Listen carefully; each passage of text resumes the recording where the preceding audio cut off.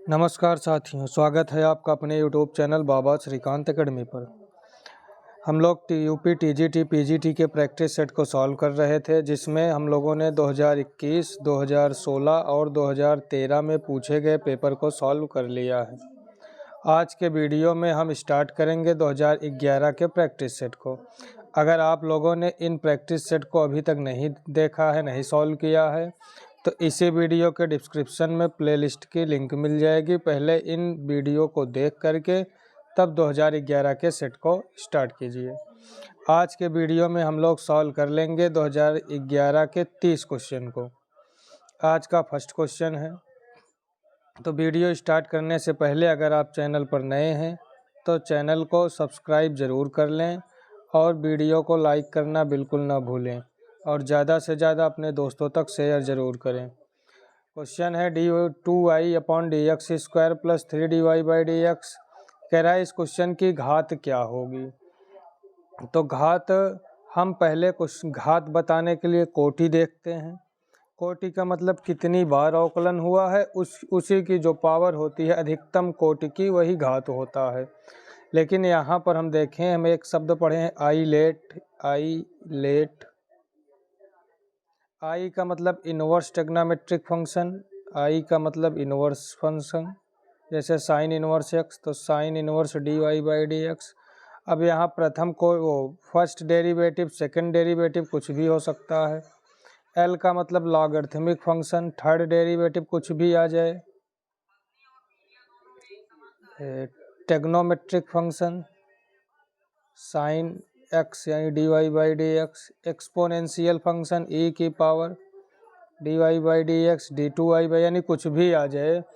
तो इन चार कंडीशन में आई, एल, टी और ई, इन चारों कंडीशन में अगर डेरिवेटिव दिख जाए तो वो फलन परिभाषित नहीं होता है। इस क्वेश्चन में हम देखें तो लॉग के साथ d2y/dx² दिख रहा है। तो आई, एल, टी, ई पर टी ई में dy/dx या d2y/dx या d3y/dx³ दिख जाए तो फंक्शन परिभाषित नहीं होगा। यहाँ लॉग के साथ दिख रहा है तो ये दिया गया फलन परिभाषित नहीं है। इनमें से कोई नहीं, ऑप्शन नंबर डी इस क्वेश्चन का राइट आंसर होगा। अवकल समीकरण इसका अवकल समीकरण 2x dy/dx - y = 3 क्या प्रदर्शित करेगा। तो इसको हम लिख सकते हैं 2x dy/dx = y + 3। Variable separable method use कर सकते हैं। तो यहाँ से होगा 1/2 ×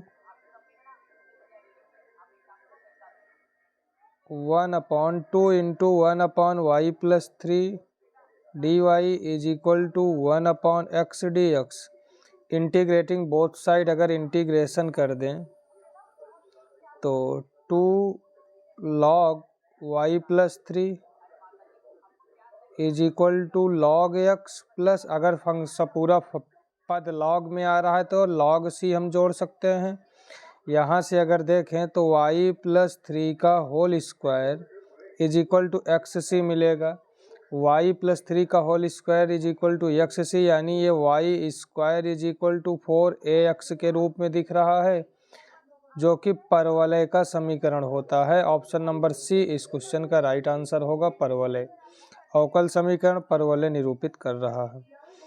अगर क्वेश्चन समझ में आ रहा हो तो चैनल को सब्सक्राइब ज़रूर कर लें और ज़्यादा से ज़्यादा अपने दोस्तों तक शेयर ज़रूर करें। ऐसे ही क्वेश्चन टीजीटी में पूछे जाते हैं, जो कि 2011 में पूछा गया क्वेश्चन है। अवकल समीकरण दिया गया है tan y sec² x dx + tan x sec² y dy = 0। यहाँ देख रहे हैं मल्टीप्लाई में दिया है तो वेरिएबल सेपरेबल यूज कर सकते हैं। x को एक साइड, y को दूसरी साइड।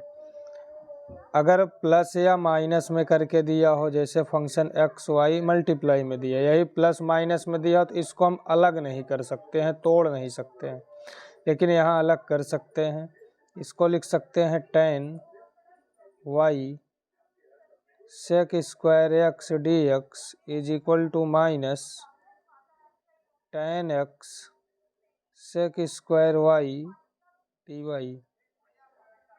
यहाँ से tan x को अगर दूसरी साइड भेजें तो sec square x upon tan x dx बराबर minus sec square y upon tan y dy। Integrating both side integration कर दें, समाकलन कर दें, तो tan x को t मानना पड़ेगा। tan x बराबर अगर t मानेंगे तो sec स्क्वायर x dx बराबर dt के होगा। तो 1/t इसका समाकलन होगा log tan x बराबर minus log tan y plus log c या log k। Minus log tan y को इस साइड लेकर आएंगे, प्लस log tan y होगा, यानी log tan x plus log tan y log m plus log n। log m into n का formula होगा, बन जाएगा log tan x into tan y is equal to log k। log से log cancel हो गया, tan x into tan y is equal to k। Option number D इस question का right answer होगा। डी ऑप्शन इस question का right answer होगा। tan x into tan y is equal to k variable separable method से question को solve कर सकते हैं। उम्मीद है क्वेश्चन समझ में आ रहा होगा। अगर क्वेश्चन समझ में आ रहा हो, वीडियो अच्छी लगे तो ज़्यादा से ज़्यादा अपने दोस्तों तक शेयर करें और राइट साइड में सब्सक्राइब का बटन होगा, सब्सक्राइब ज़रूर कर लें वीडियो को।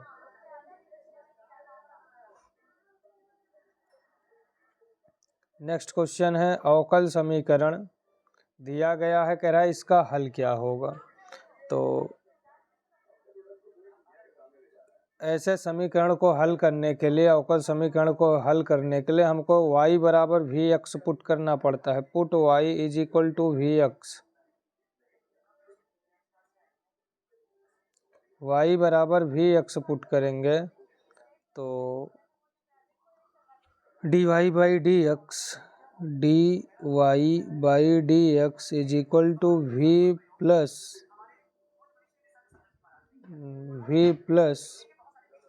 X d v by d x, यानी y के स्थान पे वी एक्स और d y by d x के स्थान v plus x d v by d x put करना पड़ेगा। तो x into d y by d x के स्थान पर पुट करेंगे v plus x d v by d x. ये इंटू का x कैंसिल हो जाएगा, इज इक्वल टू y के स्थान पे वी एक्स कॉमन ले लेंगे तो x से x ये वाला x कैंसिल हो जाएगा। तो अपने हमारे पास बचेगा v plus root 1 plus v square x square. यहाँ एक्स स्क्वायर कॉमन होगा, x निकलेगा वी स्क्वायर, यानी वो x कॉमन होके कट गया है।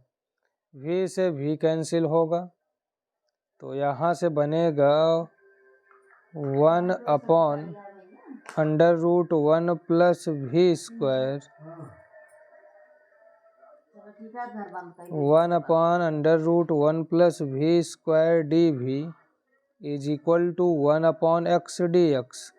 अब बोथ साइड इंटीग्रेशन ले लें, समाकलन कर दें दोनों पक्षों का, तो ये होगा log v plus under root 1 plus v square is equal to log x plus log c। अब मान वापस v का मान फिर से यहाँ से v का मान y अपॉन एक्स पुट कर दें तो log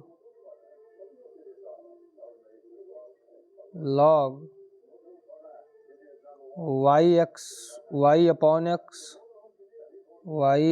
x plus under root 1 minus y square upon x square is equal to log x c. log से log कैंसिल हो जाएगा, एक्स स्क्वायर अगर कॉमन रूट से बाहर निकाल लें तो x निकलेगा, y plus under root x square plus Y square बराबर सी एक्स स्क्वायर होगा, भाग में इधर आके गुणा हो जाएगा।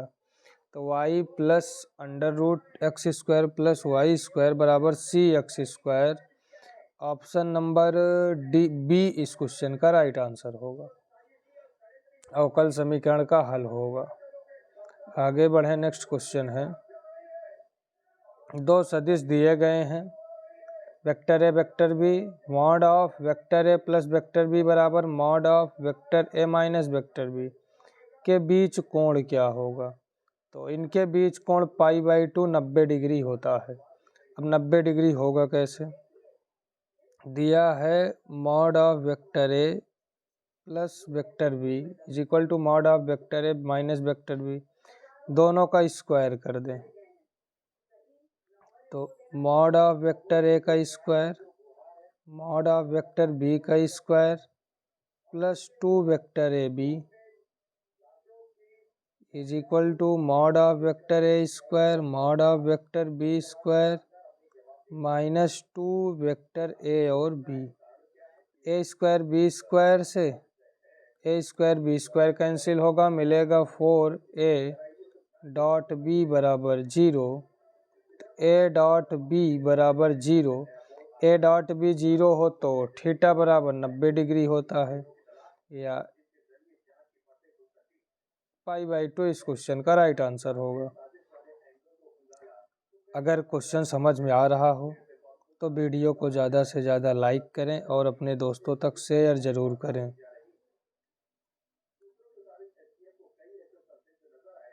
यदि ए वेक्टर और बी वेक्टर दो इकाई सदिश हैं, यूनिट वेक्टर हैं, ए इज इक्वल टू बी, क्योंकि दोनों इकाई सदिश हैं दोनों का मान 1 होगा, जो एक्स अक्ष से क्रमशः 30 डिग्री और 120 डिग्री का कोण बनाते हैं।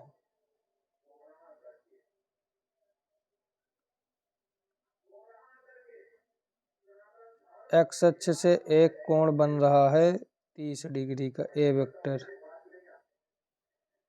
ये 30 डिग्री है। दूसरा एक्स अक्ष से 120 डिग्री बन रहा है, ये पूरा 120 डिग्री। तो इन दोनों के बीच का जो कोण होगा ये 90 अंश होगा, कि 30 120 माइनस 30 90 डिग्री होगा। तो यही हमको बताना है इसके A mod of A vector plus B vector का मान क्या होगा। तो mod of A vector plus B vector का होल स्क्वायर बराबर मॉड ऑफ ए वेक्टर का square plus mod of B vector का square plus 2 A dot B, तो 2 ए बी होगा mod A mod B cos theta, तो 2 plus 2 cos theta, इन दोनों के बीच का कोण 90, क्योंकि ये भी एक्स एक्सिस से बन रहा है, ये भी एक्स एक्सिस से बन रहा है, दोनों कोण, इनके बीच का कोण थीटा की वैल्यू होगी cos 90 की वैल्यू 0 प्लस 2, यानी A vector plus B vector का होल स्क्वायर दूसरी साइड भेज देंगे √2। ऑप्शन नंबर बी इस क्वेश्चन का राइट आंसर होगा, mod of A vector plus B vector की वैल्यू √2 होगी।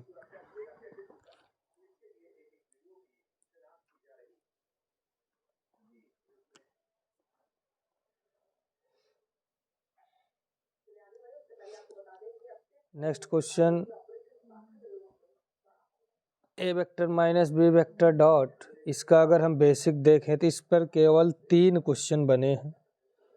अगर माइनस में हो A vector minus B vector minus C vector cross C vector minus A vector, चाहे समतली बोले चाहे असमतली बोले, आंसर हमेशा 0 होता है। अगर यही प्लस में हो, यहाँ प्लस हो जाए, यहाँ भी प्लस हो जाए, प्लस हो जाए। समतली हो तो आंसर 0, असमतली हो तो 2ABC आंसर हो जाता है। यहीं अगर बीच में मल्टीप्लाई आ जाए, समतली हो तो 0, असमतली हो तो ब्रैकेट के अंदर ABC का होल स्क्वायर आंसर हो जाता है। यही 3 क्वेश्चन बने। यहाँ पर माइनस में है तो 0 इस क्वेश्चन का आंसर होगा, ऑप्शन नंबर ए।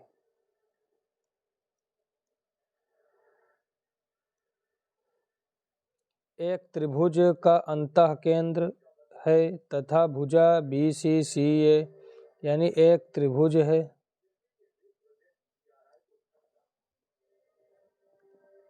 एक ट्रायंगल है।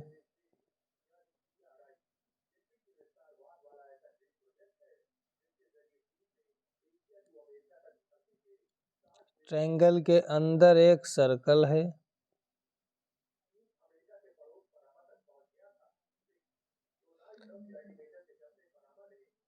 इन सेंटर कोणों के समद्विभाजक जहाँ पर मिलते हैं वो इन सेंटर कहा जाता है।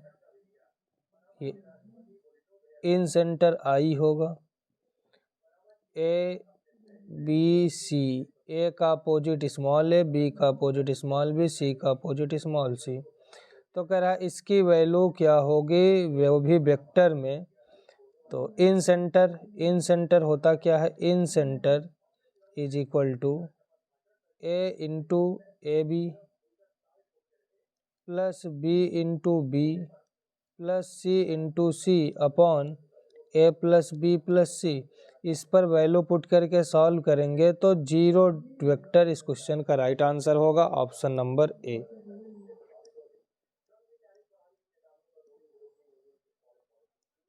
बल युग्म दिया गया है तथा -F द्वारा क्रमशः बिंदु I cap minus J cap plus K cap तथा 2I cap minus 3J cap minus K cap पर कार्यरत आघूर्ण क्या होगा। मोमेंटम हमको बताना है तो फार्मूला हम जानते हैं, tau is equal to F vector cross AB।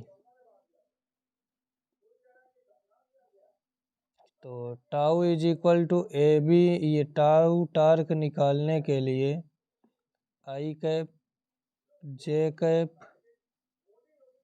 K cap, बल 3 2 1 3 2 -1, AB 2 -1 1 -3 minus minus plus J -3 प्लस 1 -2 -1 -2। Tau is equal to I के सामने की पंक्ति स्तंभ बंध -4 -2 -4 -2 -6I cap -J cap, J के सामने की पंक्ति स्तंभ बंध तो -6 plus -6 plus 1 -6 plus 1 minus minus plus 5J, K cap, K के सामने की पंक्ति स्तंभ बंध 3 दूना 6 -6 -2 -6 -2 -8 -6 -2 तो -8। कह रहे कार्यरत आघूर्ण क्या होगा, तो इसका मॉड निकाल लें।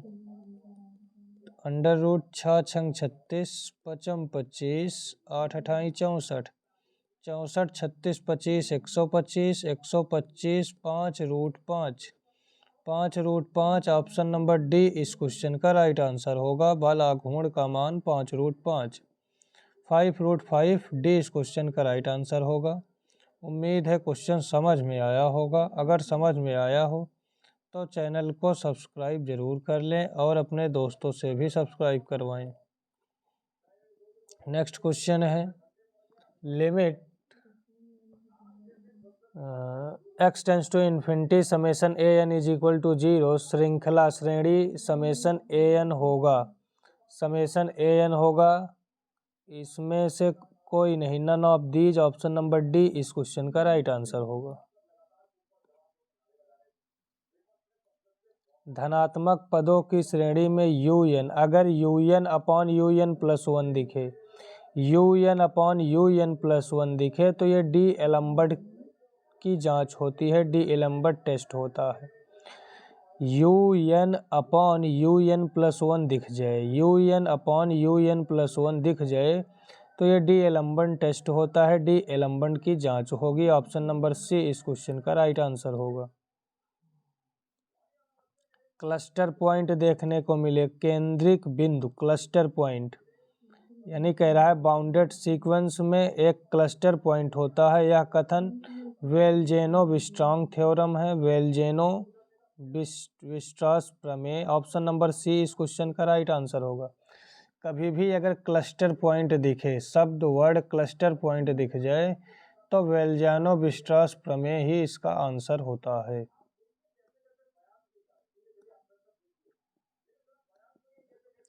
यदि समीकरण दिया गया है के पास वास्तविक मूल नहीं है, वास्तविक मूल नहीं है तो डी इज लेस देन 0 होता है, नो रियल रूट। तो डी बराबर होता है b square minus 4ac less than 0 या b square less than 4ac। B की वैल्यू अगर यहाँ से देखें तो 4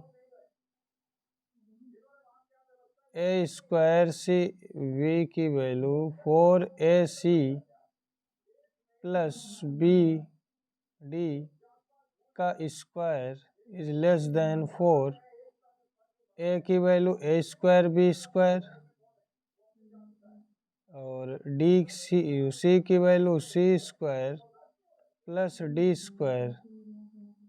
तो 4 से 4 कैंसिल होगा, यहाँ फार्मूला यूज करें तो A square C square plus B square D square plus 2abcd is less than A square B square A square C square plus A square D square plus B square C square plus B square D square. यहाँ पर देखें A C square से A C square cancel होगा, B D square से B D square cancel होगा। तो A square D square plus B square C square minus इस पद को दूसरी साइड इधर भेज दें तो minus 2abcd is greater then 0। तो यहाँ से AD माइनस BC का होल स्क्वायर ग्रेटर देन 0, 0 से बड़ा होगा।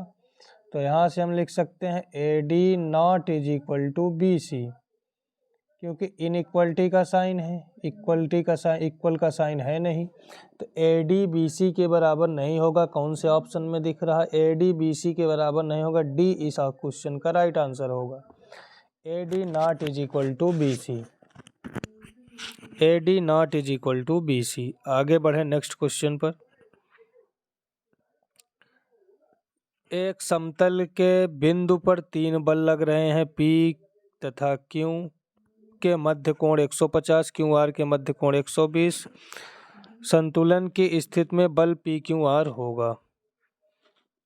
तो PQR, अगर P का लिखना हो, एंगल P का लिखना हो तो QR के मध्य कोण देखते हैं। तो P का कोण है QR के मध्य 120 अनुपाते। Q का लिखना हो तो PR के मध्य देखेंगे, PQ 150 QR 120, तो PR के मध्य 90 डिग्री। और R का लेख देखना हो तो PQ के मध्य कोण देखेंगे, PQ के मध्य 150 साइन 150 साइन 120 कॉस 30 रूट 3/2 अनुपाते साइन 90 1 साइन 150 का मतलब cos 60 1/2, तो रूट 3 अनुपाते 2 एलसीएम ले लेंगे, रूट 3 रेशियो 2:1, तो रूट 3 रेशियो 2:1 डी इस क्वेश्चन का राइट आंसर होगा। ऑप्शन नंबर डी, PQR का अनुपात रूट 3 to 1। अगर इसमें भी फिगर बना के सॉल्व करें तो टाइम ज़्यादा लगेगा, तो डायरेक्ट कर सकते हैं। जैसे P का एंगल लिखना हो तो QR का मध्य कोण देखेंगे, क्यू का लिखना हो तो पी आर के मध्य कोण देखेंगे, आर का लिखना हो तो पी क्यू के मध्य कोण देखते हैं।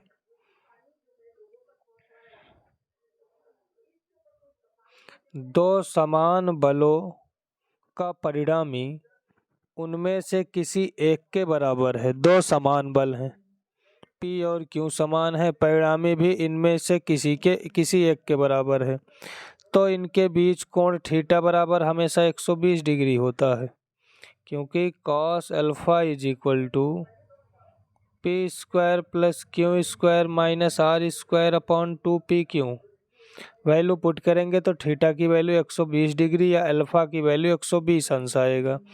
डी इस क्वेश्चन का राइट आंसर होगा। ये काफ़ी फेमस क्वेश्चन है।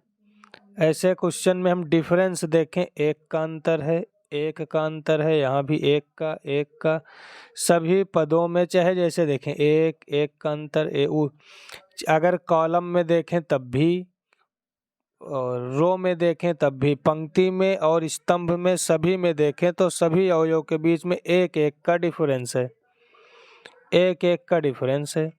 और या तो क्रमागत हो 11 12 13 11 12 13 12 13 14 12 13 14 13 14 15 13 14 15, या ऐसे क्रमागत हो तो आंसर हमेशा 0 होता है। बी इस क्वेश्चन का राइट आंसर होगा 0। सारणिक में लगातार वैल्यू लिखी हो एक के अंतर पर तो 0 उसका आंसर होता है। इंटीग्रेटिंग फैक्टर पूछ रहा है तो यहाँ डी ऑप्शन इसका इंटीग्रेटिंग फैक्टर होगा। वेक्टर इसका सदिश इस पर प्रक्षेप होगा। अगर इसको ए वेक्टर मान लें, इसको बी वेक्टर मान लें, तो जिस पर प्रक्षेप पूछे वो नीचे आता है।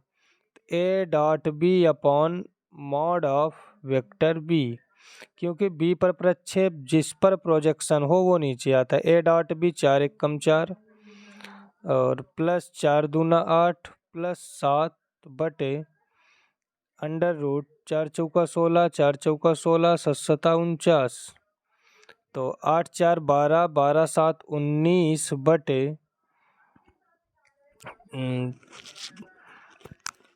8 4 12 7 19 16 16 32 32 49 50 31 50 31 81 81 का 9, तो 9 2 सही 1 बटे 9 9 दूना 18 1 19 19 बटे 9 को 2 सही 1 बटे 9 लिख सकते हैं। ऑप्शन नंबर बी इस क्वेश्चन का राइट आंसर होगा। 9 दूना 18 1 19 बटे 9। प्रोजेक्शन होगा 2 whole 1/9।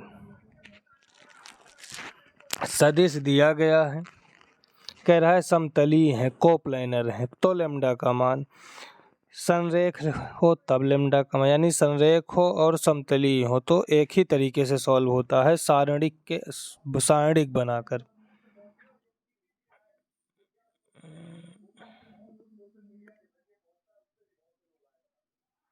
सारणिक determinant lambda 1 2 lambda 1 2 1 lambda -1 2 -1 lambda. सारणिक का विस्तार करें तो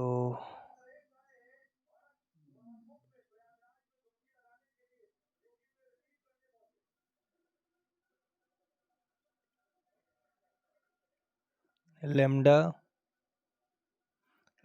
स्क्वायर -1 पंक्ति स्तंभन lambda +2 lambda +2 +2 -1 -2 lambda -1 -2 lambda is equal to 0। तो यहाँ से हमको मिलेगा lambda cube minus lambda -2 -4 lambda is equal to 0। तो lambda cube -6 lambda -4 is equal to 0। तो यहाँ से वैल्यू अगर पुट कर दें बाई ऑप्शन चलें तो 0 रखने पे 0 0 के बराबर मिलेगा नहीं, 1 रखेंगे तब भी नहीं मिलेगा, -10, -1 रखेंगे तब भी नहीं मिलेगा, तो बचा क्या -2a इस क्वेश्चन का राइट आंसर होगा। अब 0 1 2 से बिना सॉल्व किए हमने चेक कर लिया, अगर पुट करना हो तो -2 पुट करके चेक करें, तो -2 का क्यूब -8 प्लस 6 दूना 12 -4 बराबर 0, -12 प्लस 12 बराबर 0, 0 बराबर 0, तो बी लेमडा की वैल्यू 2 -2 इस क्वेश्चन का राइट आंसर होगा, लेमडा इज इक्वल टू -2। अगर उम्मीद है क्वेश्चन समझ में आया होगा, अगर वीडियो अच्छी लग रही हो, क्वेश्चन समझ में आ रहा हो, तो वीडियो को ज़्यादा से ज़्यादा अपने दोस्तों तक शेयर ज़रूर करें और चैनल को सब्सक्राइब ज़रूर कर लें। यहाँ पर वेक्टर दिया गया है, सदिश कह रहा है संरेख है, तब लेमडा का मान होगा, तो ये भी उसी तरीके से होगा। सारणिक के अंदर 1 2 3 लेमडा 4 7 -3 -2 -5 बराबर 0 कर दें, विस्तार कर दें, तो 1 5 चौका 20 plus 14 -2 -5 lambda plus 21 plus 3 -2 lambda plus 12, तो -6 प्लस 10 लेमडा -42 -6 लेमडा प्लस 12 तिहाई 36 बराबर 0, तो 10 -6 4 लेमडा, और 42 में 36 माइनस करेंगे 6 -6 यानी -12, दूसरी साइड प्लस का 12, 4 तिहाई 12, लेमडा बराबर प्लस का 3। ऑप्शन नंबर ए इस क्वेश्चन का राइट आंसर होगा, लेमडा इज इक्वल टू 3। जैसे पिछला क्वेश्चन हम लोगों ने सॉल्व किया सेम उसी तरीके से ये भी सॉल्व हुआ है। लेमडा की वैल्यू 3 मिली है, सी इस क्वेश्चन का राइट आंसर होगा। श्रेणी दी गई है, ये श्रेणी हमको जीपी में दिख रही है, तो जीपी में कंडीशन होता है,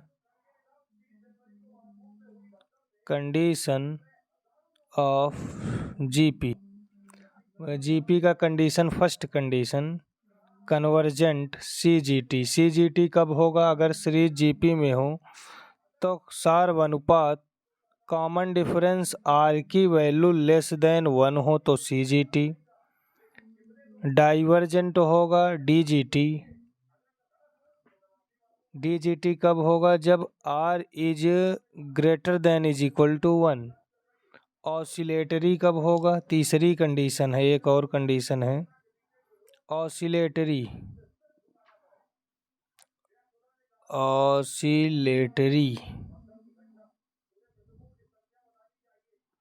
ऑसिलेटरी कब होगा? जब r is less than is equal to -1 हो। अब इसमें हम आर की वैल्यू फाइंड कर रहे हैं, आर इज इक्वल टू 2/3, यानी आर हमको लेस देन मिल रहा है 1 से, 1 से छोटा मिल रहा है। आर जब 1 से छोटा मिल रहा हो तो सीजीटी होता है कन्वर्जेंट। ऑप्शन नंबर ए इस क्वेश्चन का राइट आंसर होगा, सीजीटी अभिसारी इस क्वेश्चन का उचित आंसर होगा। log base 10 x square -6x plus 45, x square -6x plus 45, log को दूसरी साइड भेजेंगे, 10 का स्क्वायर होगा 100, तो x स्क्वायर -6x, 100 इधर आके 45 में माइनस होगा 55 बराबर 0, 11 5 55, घटाने पे माइनस का 6 तो -11 प्लस 5, x का मान चाहिए तो x बराबर चिन्ह बदल दें, प्लस का 11 और माइनस का 5, x की वैल्यू 11 और -5 इस क्वेश्चन का राइट आंसर होगा।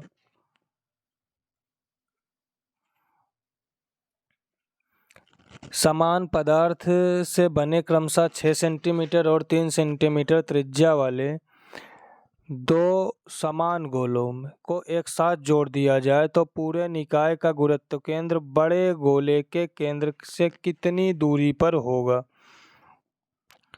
तो बड़े गोले का पूछ रहा है, तो यहाँ पर बड़े गोले की त्रिज्या 6 सेंटीमीटर, छोटे की 3 सेंटीमीटर। तो इसका फैक्टर कर दें जिसमें ये छोटा वाला मिल जाए, तो 3 2 जा 6। जिसका पूछता है उसका हम फैक्टर कर दें। बड़े का पूछ रहा है, बड़े का फैक्टर करेंगे। फैक्टर किस तरीके से करेंगे कि छोटा वाला मिल जाए, 3 है तो 3 आ जाए। तो फैक्टर कर लिए, 3 2 हुआ। इनका जो डिफरेंस होता है वही इस क्वेश्चन का आंसर होगा। इसका डिफरेंस 3 और 2 का डिफरेंस 1 होगा। ऑप्शन नंबर ए इस क्वेश्चन का राइट आंसर होगा, 1 सेंटीमीटर।